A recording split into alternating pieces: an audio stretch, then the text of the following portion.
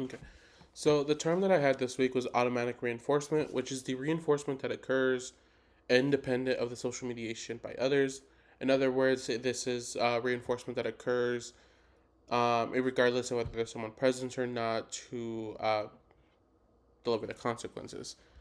Uh, and the example of this can be where some of us may crack our knuckles due to the fact that it gives us a sensation, due to the sensation or sound that it provides us, giving us either a sense of physical relief if it's more for sensation, or more of a sensory feedback if it's more for the sound that we do it for.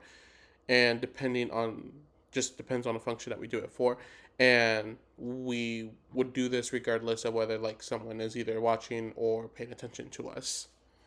Um, and while some of us also may bounce our leg while we sit, regardless of what the activity is, and that can actually be reinforcing itself due to the fact that like the vibration or muscle feedback gives the sensory stimulation that feels good in the moment, even if you're not necessarily conscious of it.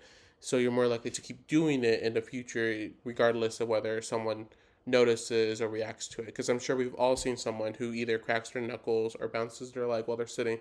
And we've chosen not to comment on it just because either it's so normative or we do it ourselves.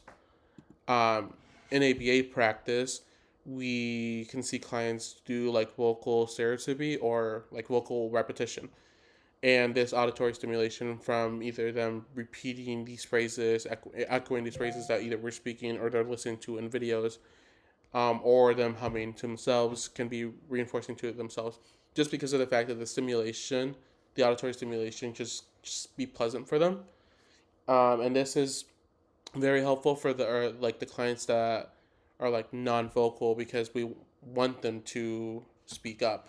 We want them to get comfortable speaking, and if it's pleasant for them to hear themselves hum, hear themselves repeat phrases, we're more likely to be able to get them to work towards actually speaking in full sentences. Maybe not immediately, but in the future.